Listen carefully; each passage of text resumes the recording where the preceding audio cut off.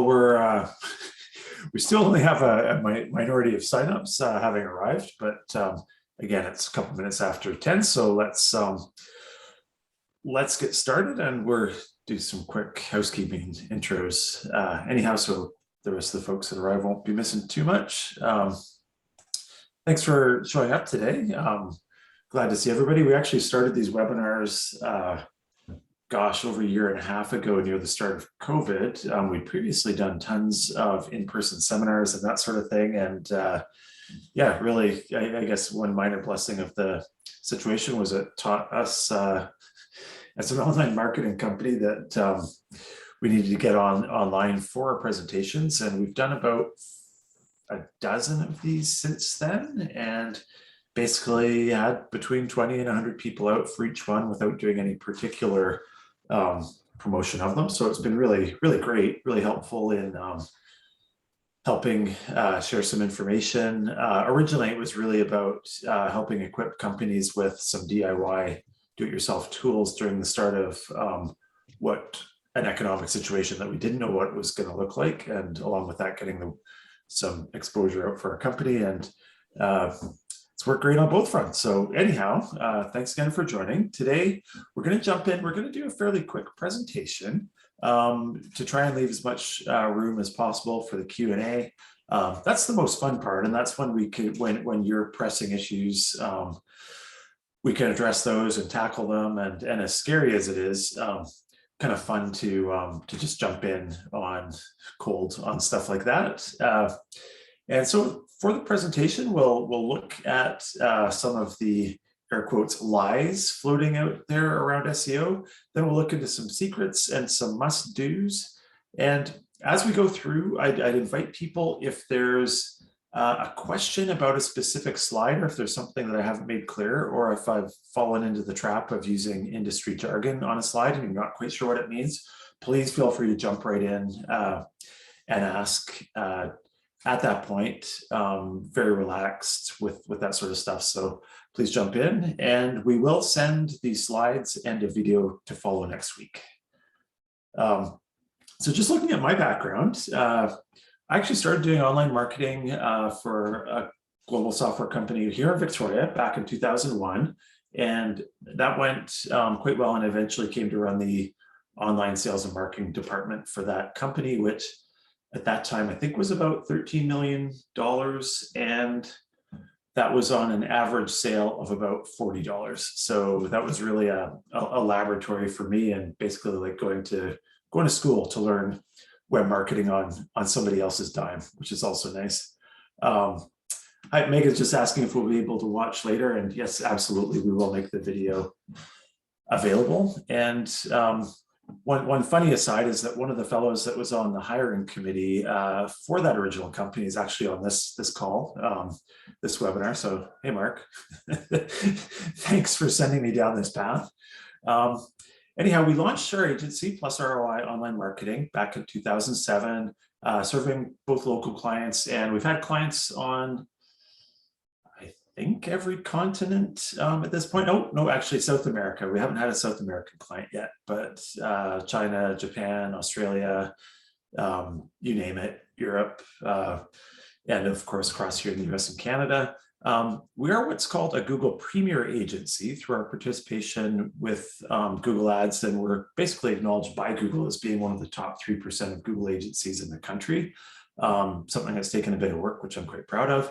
And on the much more local side, in terms of companies that are marketing to a local audience in their city, we launched Jumpstart Web back in April of 2019, basically created it specifically to deliver high value marketing services for much smaller companies and local businesses. And to be honest, the agency model does not work for those local small businesses. So, and it's kind of funny, it's a little bit of a misnomer that we launched it in 2019. We actually first tried to launch it in 2009, and the 2019 launch was 4 iterations later after actually going through the Viatech accelerator program. And apparently the 4th time is a charm. Things are going strong. So jumping back in, so the SEO industry, quite honestly, just boggles my mind. It's as somebody who knows how everything works and knows the economics behind it, it's a bit nuts. There are zero barriers to entry, so anybody can declare themselves a practitioner, start selling services right away, and lots of people do. I mean, there's certainly some industry associations, but there's no governance, there's no oversight, there's no regulations, and there are truly no real acknowledged training institutions. So you can imagine what happens with that in a profession where skilled practitioners are quite well paid. So it's kind of like it is truly the Wild West. And then also it's really interesting that there's a ton of legitimate companies that pitch best practices, SEO approaches. They're very responsible practices. They're doing the right things, but there are a bunch of reasons why these actually won't work out for a majority of clients. And some of this I've learned personally the hard way. But we'll actually have a look at what causes that and why that is as we jump in. So let's look at a few of the lies that from my clickbaity webinar title. We'll look at the lies first. First off, all those email solicitations. The people that say they looked at your site didn't really look at your site. They also haven't created an audit. They will sort of create an audit if you respond. And also, to be fair, the audits that these solicitors are doing are not what I'd call real audits. I mean, technically they are, but generally what you'll see is that they're free sort of boilerplate things that you can go online, you can find any number of websites where you can punch into your domain and get a result that will tell you how many 404 errors you have, whether there's H1 tags on your pages, and a whole bunch of information like that. That information is slightly helpful, but not really practical. And I mean, a true audit is typically a paid engagement where a company will go in, analyze your strategy as it relates to your SEO situation and get you sorted down the right path. Interesting thing, and this is one that it has sort of bewildered me a little bit over time. And first I should say, don't get me wrong. Fresh content is awesome. Content is great. I am actually, well, I thought I was going to be a professional writer before I discovered the challenges of going down that path, but love content, create tons of it myself, like to write. It can absolutely help boost your SEO, but standing alone, it will not boost your SEO. It basically, if it's not done strategically, it will make no difference. And I've seen that hundreds of times over with sites that we've looked at not just at the front end, but looked at the analytics on the back end. And essentially, you know, you'll have somebody, and I mean, there's even some national companies whom I won't mention, like the Yellow Pages, who do these online marketing services. That was a tongue-in-cheek sort of joke, by the way, but for real, but anyhow, they'll put you on a program where it's like, oh, we have the post a week program. And I think actually the company I reference is getting a little bit better, but in general, just the idea of going and posting something once a week is pretty much useless unless you are taking a bunch of steps around that. And we'll have a look at those steps as well. Basically, and this is a funny one, but just the whole premise that you'll see results from search engine optimization is slightly flawed. And I should take a step back at the moment and say that SEO does work. There's absolutely a ton of value to it.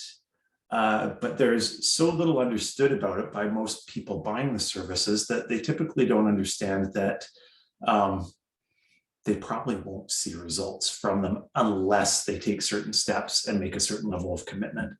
And in short, also there's something that we refer to as baseline optimization, which is something that every company should do, and every company will see increased exposure and traffic from doing that. But then there's the whole level that agencies work at, which is proactive and competitive SEO. And only a small number of companies will win at that. And so the huge thing up front is that you really do need to determine before you start what it's going to take and whether you're willing to make the commitment to take it to that level. There's another funny one out there. There's sort of the premise that SEO traffic doesn't cost anything. And I am a big digital advertiser, so I'll admit I have a bit of a bias towards advertising, although I love SEO. We do a ton of SEO. But I hear people say, oh, I don't want to pay for my clicks. We'll do SEO, search engine optimization, so that we show up in Google and get clicks that we don't pay for. And actually, just the week or two ago, I was actually on a different panel, and somebody who I know and respect actually stated, stated some things about the costs of it that or lack thereof that just didn't make sense. A co-panelist did say, oh yes, an SEO traffic doesn't cost anything. So I did some math, whipped up a spreadsheet, which I love to do. And so looking at the model of a small website, and starting with, say, 250 clicks driven through SEO before any optimization starts, and that would be SEO and including non-brand keywords. As long as you do the baseline stuff, you're going to show up when somebody searches for your brand. So ignoring that, 250 sort of SEO clicks a month would be a healthy start. And a typical package is sort of in the range of $1,000 a month for some content and some air quotes SEO.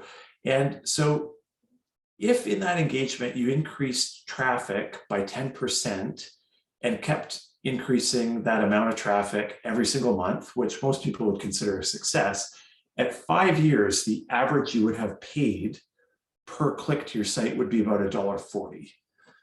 Looking at a large site, starting with sort of 1,000 clicks before starting the optimization, and basically looking at hiring actually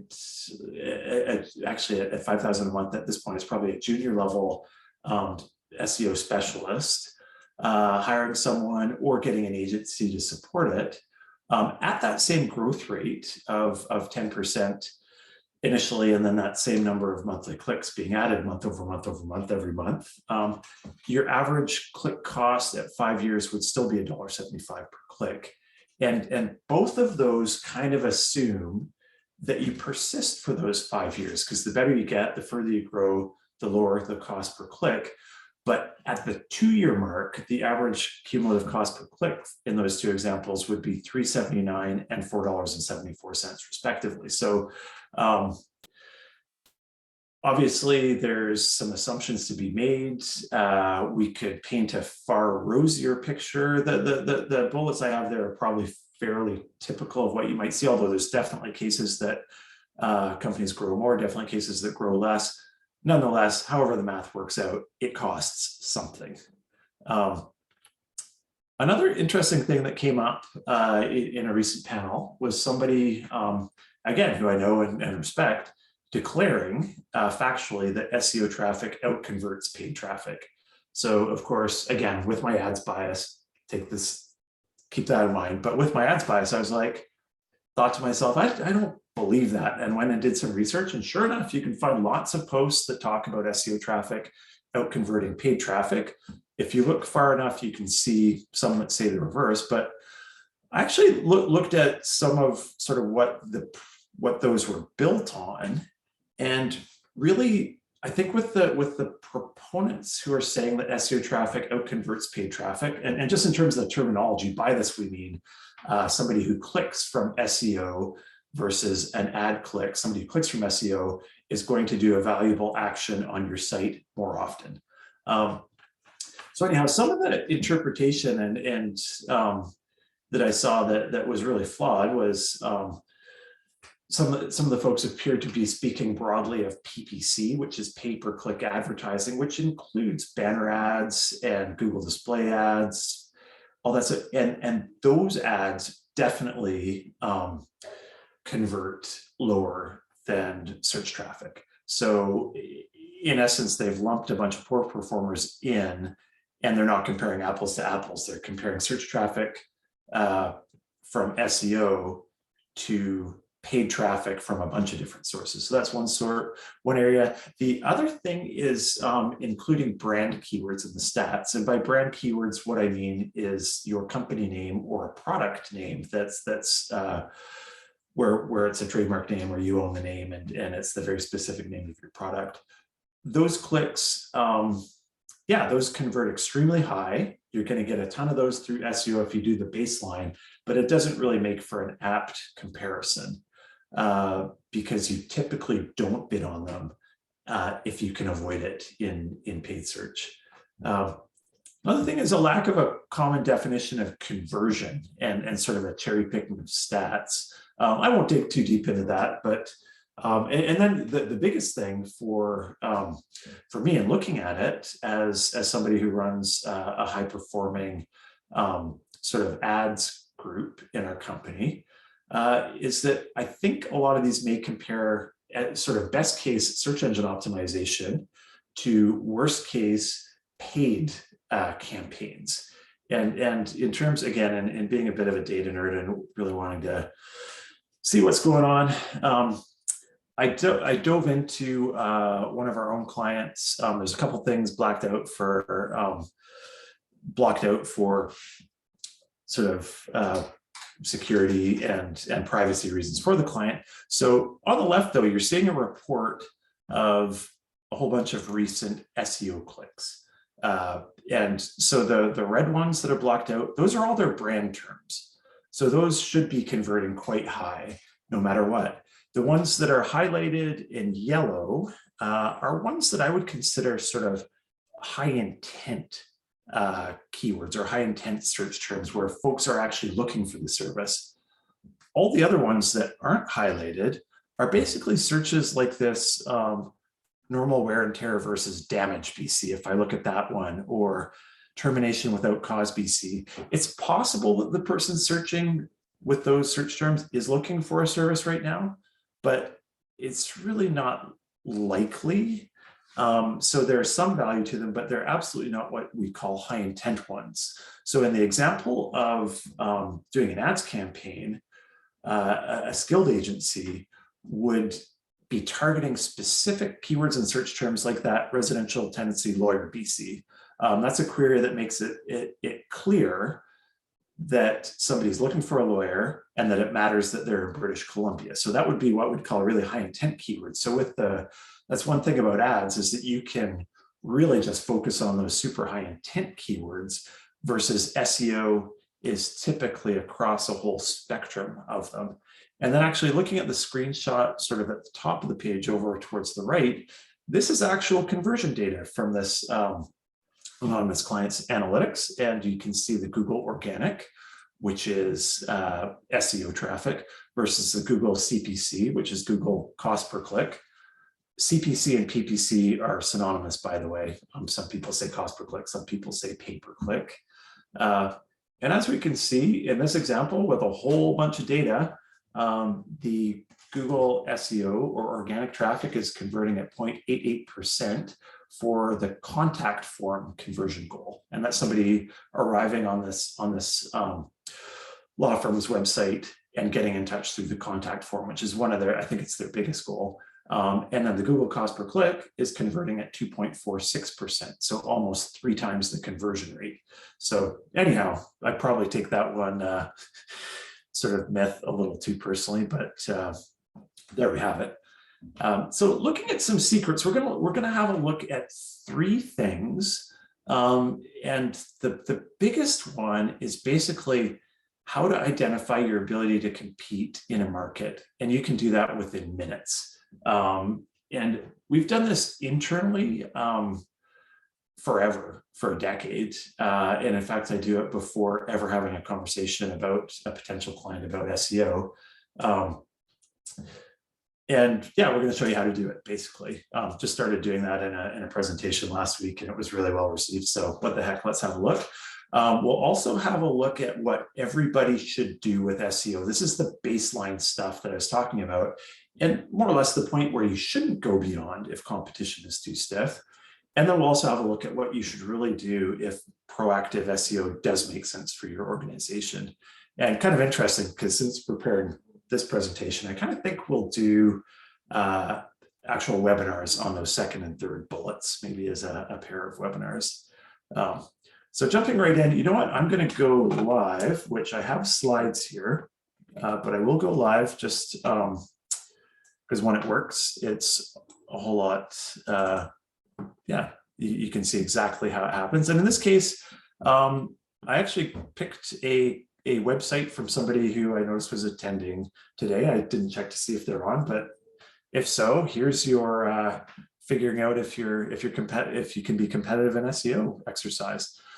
So it is a company that does voiceovers in Vancouver. Actually, you know what? I will have to refer to the slide to remember their name, and it's C-Star Voiceovers. So type in voiceover Vancouver, and it did pop up as an auto suggest. This voiceover Vancouver as started to type it in. Actually, I'm not even sure that they're in Vancouver. They might actually be here in Victoria, but I figured Vancouver would be a good one to look at as a slightly larger market. So we type in that. To be honest, if we're doing it for a client, we'll often use the Google keyword tool or a different tool to find what the absolute highest volume searches are. But as an initial thing, just figuring out a logical keyword like voiceover Vancouver is a good start. So what we then get is the search results page. And this is interesting in itself in terms of SEO, in that the first observations are, well, of course, there's these 4 ads stacked up at the top. So can get in there through advertising immediately. As we go down below here, we see the Google Maps listing that has the Google Business Profile pins. That's another section that is driven strictly through the maps in conjunction with Google Business Profiles. And then down below is what we call the 3-pack. And interestingly, Google My Business changed their name about a week and a half ago from Google My Business to Google Business Profiles. So these are the 3 Google Business Profiles. So if I was doing voiceover work, I would actually be excited by this because these Google Business Profiles don't look very fleshed out. There's one that's a training center that isn't totally relevant, but close enough that it's being shown. And then there's 2 that basically appear to have no reviews. They just look pretty thin. So I strongly suspect there would be an opportunity to rank locally by focusing on Google My Business. And this is even getting to the competition part, but that is definitely an observation that you'd make along the way. Going down, there's this people also ask, which has basically Google trying to answer questions. So another tactic that we're not going to talk about today in SEO, but you can, if you have a great FAQ section on your website, that can really help show up for this among other tactics. And then down here, we get into what we'd consider the traditional SEO results. And this is really what we're talking, when people talk about competing in SEO, this is generally what they're talking about. One interesting thing to note is if you're a company that's marketing nationally or globally, likely none of this will show up. So these results will be much more prominent and much higher on the page. And you don't really have to worry about the Google Business Profile stuff so much. So anyhow, what we do in order to determine if someone can quickly be competitive is just look at the other relevant companies on here. So let's just have a look. Jobs. So that's not how to get into it. No, that doesn't make sense. So here's a company that's showing up, and they're actually showing up for Vancouver Island. So they're not even perfect as Vancouver. So we'll copy that. And actually in advance, I'll have to look up the other one. Sorry, bear with me for one moment.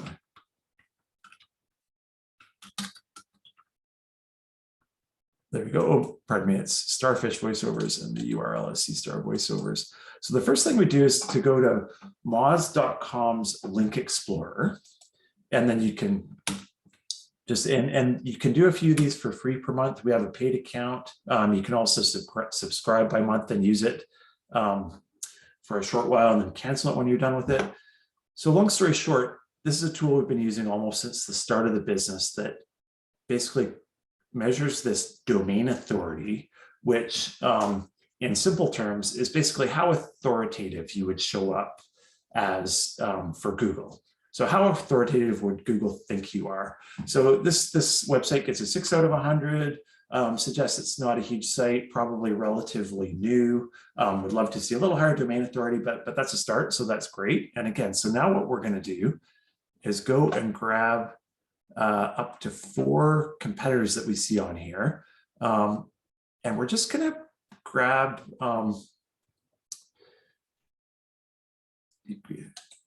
do this one, copy that. We're just going to grab ones that are relevant. Like it does not make sense to compare yourself to industry directories or government pages or anything that's not a relevant competitor. So now we click on link profiles. We add in that one. Oops, sorry, my alt tab is getting me in trouble here. This one is another voiceover competitor. We'll copy that. Add a link. Paste that in. This one is a hub, a directory, so we're not going to do that. This one's a school, so we're not going to look at that. No, Indeed, no, not comparable. Voquent, VoiceOver Vancouver. Yeah, absolutely. Might be a multi-location place, in which case it's probably quite authoritative, but let's add that in there. So let's go with those 3 and now compare the 3. So what we can see from this is that although 6 is not quite where we want to get to in terms of domain authority, there's lots of opportunity to improve on that, lots of low-hanging fruit, even just through that baseline stuff that we're talking about. But they have a 6 out of 10. They're not currently on the first page, but sorry, 6 out of 100 as a domain authority. This Deep Green Entertainment that is on the first page of results also has a 6 out of 100. This vvoiceover.ca only has a 3 out of 100. And there's that Voquent one that I mentioned that looked like a larger entity. They have a 35 out of 100. So long story short, if I was giving advice to a friend or family member, and this was what came up, I'd say, well, you already have as good or better domain authority than a couple of people on the first page of Google. So you have every reason to think that if you work on further optimizing your site and building some links responsibly, that you should absolutely show up on the first page. So where this is interesting, and I think of, I referred to learning some things the hard way. I recall working early in my career with a large software company that had I done this for them, I would have discovered it's like, oh, all the first page competitors are way bigger and way more authoritative. And in that case, I would have responsibly advised them either that they should devote a ton of resources to it if they wanted to have a chance at winning in search and showing up on that first page, or they basically just shouldn't do it. Because that's really the thing, is only a certain number of people can appear on the first page, and you have to be ready to make that commitment to get good enough to beat them. And if you don't do that, if you don't take it all the way, then you're just basically wasting your time and money, because you can have lots of improvement, you can follow all sorts of best practices, but if you move from the 50th result in Google to the 15th result in Google, that would be a massive improvement, but you're still on the second page, which is near worthless. Yeah, so this does get more complicated and sophisticated for some companies. And if we have time in the questions, I'd actually be happy to drop somebody else's domain in and have a look and do the same exercise. But with that said, let's get back to our slides, and I'll just quickly skip through what we just discussed. I always like to have backup in case the live example doesn't work. So having gone through identifying if you're competitive or not, here's basically the baseline SEO everyone should do. More or less, if you have a website, you should pretty much do all of these things, or why do you have a website in the first place? So, and they are in roughly prioritized order. And of course, the first one is having a fast website with no security issues. You need to have a developer implementing SEO best practices as they build the site, or to retroactively go back and fix anything that doesn't follow best practices for Google to be able to crawl the site properly. This isn't a must, but Google Search Console is a tool that allows you to gauge the health of your site and actually see exactly which search terms are bringing people to your website in great depth. It's a free tool, so you don't have to use it, but it's kind of crazy not to. And it does bring lots of awesome opportunities and ideas to the surface. And in the case of, even if you're not a huge company, you might find that, oh, there's some niche terms in our blog that are actually getting traffic. That happened in our case. I wrote Analytics 101, a post about getting into Google Analytics a few years ago. And we're not a big enough agency to compete nationally or internationally on any marketing terms. But that particular term, I think, has now driven something like 15,000 visits to our website, because unknown to me when I wrote it, because I didn't plan it as an SEO exercise, that was a niche term where there were opportunities. So, and I never would have known that without Google Search Console, exactly what was going on there. You definitely want to do research into your customers, figure out what they want and what language they use to describe it. And this is how I talk, you're not doing keyword research. Well, technically you are doing keyword research, but what you're really doing is customer research. You have to always think of the customer first, or it's really just not going to work out. And so there's the customer research that has to happen before a logical SEO strategy can come into play. You need to have strategic site architecture that incorporates both a good user experience along with really streamlined and persuasive visitor paths. And by that, I mean, you kind of need to know, well, what are the reasons somebody comes to the website? For instance, one simple reason might be that, oh, existing customers need to know how to get a hold of us. So having a streamlined and persuasive path might be making sure that a link to the contact page is readily available. It might actually include having a phone number in the header, if that's a common visitor path that people are coming to the site to get your phone number. Why not just have the phone number in the header, make it really visible? Another example might be if you have products, you've probably got some that sell better than others. So absolutely making sure that there's a very clear path from the homepage to your top products, and have some persuasion built in there along the way. That's really critical. Of course, there's best practices for on-site custom content optimization, which we won't get into today. Again, totally another topic. There's basic off-site optimization, which a bit simplistic, but I'm describing as claiming all the major properties and listings out there, and also being really consistent in claiming them, using the exact same business name, the same descriptions, the same address, the same phone number on each and every one of these profiles, so that Google can recognize that it is the same place, the same entity, and it gives you a lot more credibility. Then there's getting low-hanging links to your site. And that's something like links from other local businesses and or any relevant links to your business are huge. It is the biggest difference maker if you're doing all the basics and all the proper stuff. So, and we see lots of brand new clients that don't even have any links. Nobody's linking to them yet. So Google is obviously not going to think that they're very important if there's not a single other website on the web that's linking to them. So some examples for local companies are getting suppliers to link from their sites to yours, getting colleagues to link. Maybe there's some organizations you sponsor. Anyhow, can't get too deep into that right now. But another thing, hugely important if you're marketing locally, is doing proactive Google Business Profile Management. And by that, I mean, you can do posts through your Google Business Profile. You can engage in Q&A through your local business profile. And there's some other things there. And then lastly, review and reputation management. This is more important to certain types of businesses, less to others, but making sure that you're getting having some reviews, especially through your Google Business Profile, helps Google realize that you are a legitimate entity. And and then basically watching reviews and what's being written about you online and making sure that you're addressing it in a proactive manner. One thing I'd throw out there too is that apparently Google isn't really too concerned about how many stars your ratings are on average. They're more concerned about the number of ratings. And in fact, I would strongly suspect that the companies that are out there that are taking great pains to only drive 5-star reviews, that Google will be recognizing there's something artificial about that. So what I would say is don't get hung up on the odd bad review, but definitely throw it open. I would say kind of you want 4 stars on average. So doing work to get people who are happy leaving reviews is a good thing, but again, totally separate topic.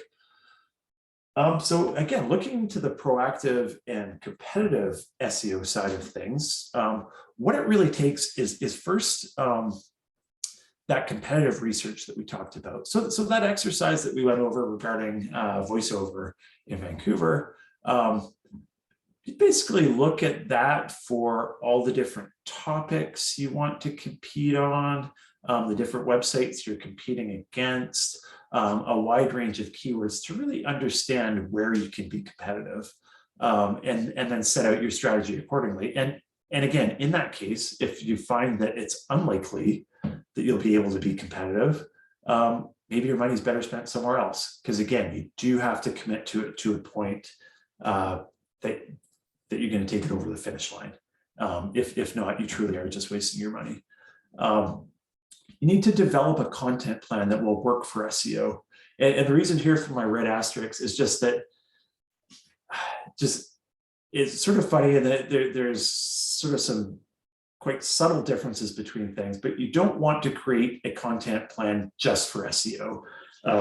SEO can be a big driver of why it makes sense to engage in a content plan, but ultimately your content plan should focus around your customer.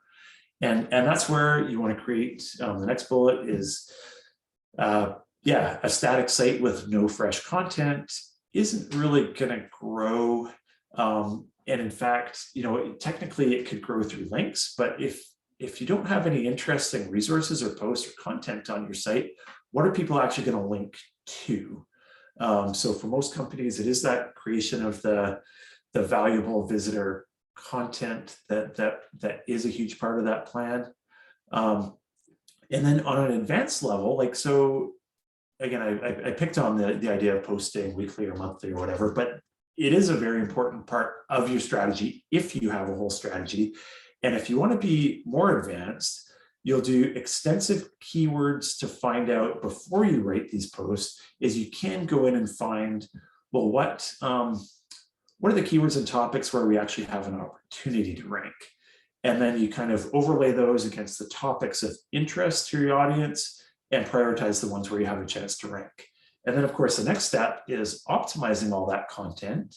And you can optimize the content for the specific topic and keywords or niche keywords.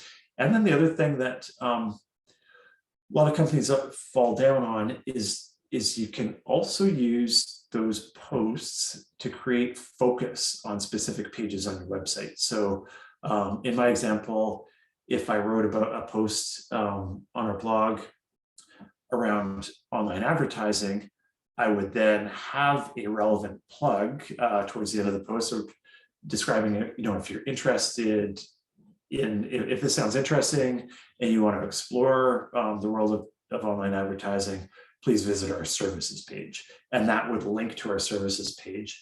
And this is a simplification of it, but the more links you have on your site to a specific page, the more prominent Google will consider that, or the more important Google sees that as being on your site. So you can't do that for everything, but definitely it's good to pick your sort of top 2, 3, 5 services. And I guess a different example would be in the terms of an e-commerce store. You could absolutely have multiple, many more than that. But for a normal professional services company, you're going to pick a limited number. A huge thing, and this is probably the biggest area where companies fall down, is doing those posts, but not promoting it. And promoting your content, getting it out there via your email marketing, your social media, your public relations, what have you, is the way to give that content a bit of life and a head start. I mean, you can go beyond that and be quite sophisticated in figuring out how to write the content in hopes of getting people to link to it. That's a whole art of itself and is quite challenging, but at the very minimum, you want to promote the content after you create it and make sure you get traffic to it. And then lastly, examining these results and adjusting on an ongoing basis is huge. And that's sort of the elements of a proactive strategy. Obviously, we don't get quite down to a level of action items, but those are kind of the key areas to be thinking about. Alternatives and additions to search engine optimization. One thing you can do that is actually an awesome thing that I love to see in somebody's SEO strategy is becoming a strategic thought leader for yourself or for people within your company. And by doing so, you can actually get your content on properties that already have traffic. So for example, we've done work in different industries and so you might join an industry website, industry association, earn some trust in there, create some great educational thought leadership content, and then sort of pitch on being included on their website. That's a huge area. I mean, it goes way, way beyond that, but it's an excellent way of building trust. And if you're in an industry where you don't have a hope of getting your own site onto the first page of Google, then you got to think of, well, how can I still get exposure? And that's a great manner, a great way of doing it that I've done myself in a couple different industries. Social media can work well. Not in the simple post it and hope for the best model, but social media does work well with thought leadership. If you are posting content through social media for that goal, you probably want to be boosting your posts and paying to get those posts in front of people that are going to be interested in it. Other options are, I've seen people doing an excellent job of creating private groups for different topics. There's different ones that range. I mean, in my industry, I'm in a couple for web development. I'm in a couple for search engine optimization. And essentially, as a company, you can start a resource, a private group that people join. Of course, you have to promote it to get people in there in the first place, but you can create an area of great value and share your expertise in there. I recently bought 2 different products from the most recent web development group that we joined. Lots of opportunity there. And then, the other thing is, creating the sort of branded content that people will share through social. And then, of course, my favorite, so I shouldn't talk too much about it because I could talk about advertising all day, but sponsored search ads. For a whole lot of companies, it may actually make more sense than search engine optimization. And again, I don't want to let my bias get in the way there too much, but in short, if you have to spend a lot of money or invest a ton in SEO and don't have reasonable hopes of actually cracking the top 10, you're probably better just doing some paid ads. So with that said, we'll move on to questions. But first, a quick word from our sponsor. I have to do my slides of how we can help. And again, we don't reach out to folks or bother folks, but if you ever want to chat about any services, feel free to reach out to me directly. Through Plus ROI Online Marketing, we do Google Ads Management, we do advanced SEO services, typically both of which include some conversion optimization services. We do SEO-friendly website development, and we do multi-channel digital marketing with a performance and metrics focus. And Jumpstart Web, don't really need to say too much about it, other than if you have a business that's marketing to your local area within the city where you're operating, we have some just fantastic streamlined services. Streamlined is my way of saying value-based services without without implying that they're cheap, but they are, some very affordable services in that area.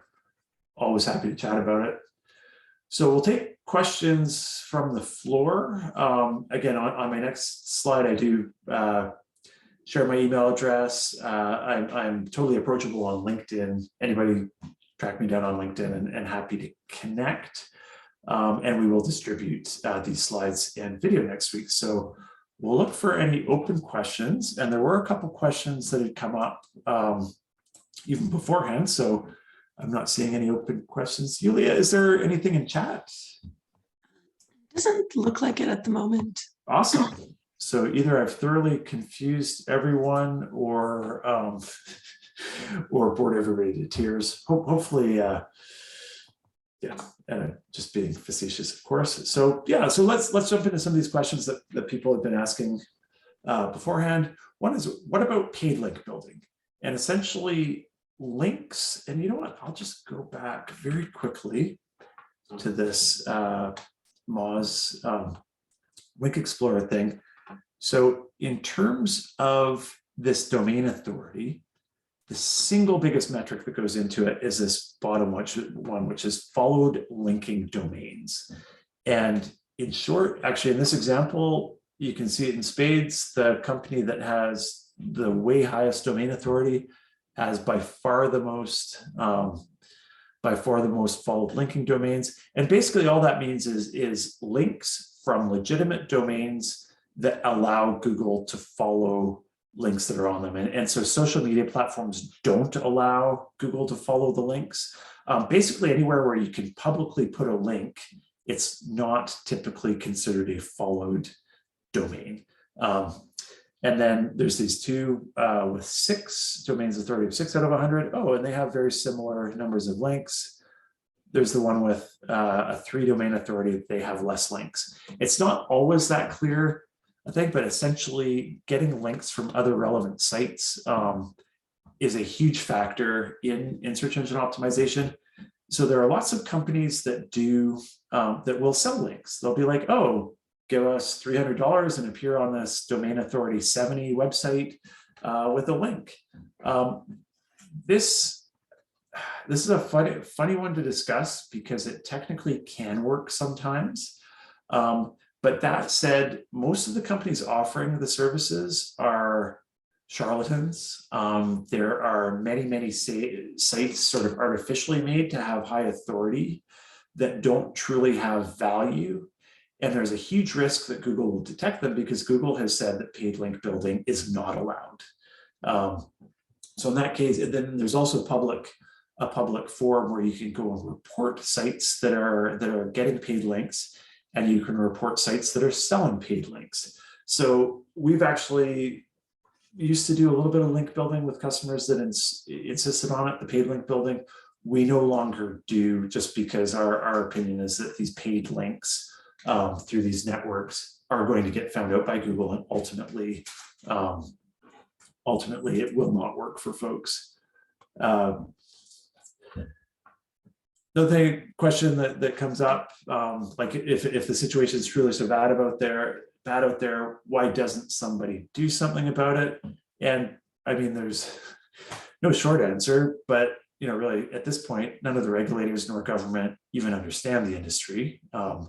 As a start, I had the fun experience of being an expert witness in a BC Supreme Court case a few years ago, and got to learn that, yeah, these people don't actually know anything about it. So there's that element. And also just, I don't know how you would police it. I mean, it's an international problem. There's folks soliciting from overseas all the time. Not to suggest there's not good agencies overseas, because there are, but yeah, it's just, I don't even know how it would start to get handled. And the other funny thing, which about marketing and advertising in general, is a healthy percentage of it has always been a big scam. And that sounds funny to say, but even looking at something like brand advertising, where you sort of advertise in, say, publications or with events that will build your brand.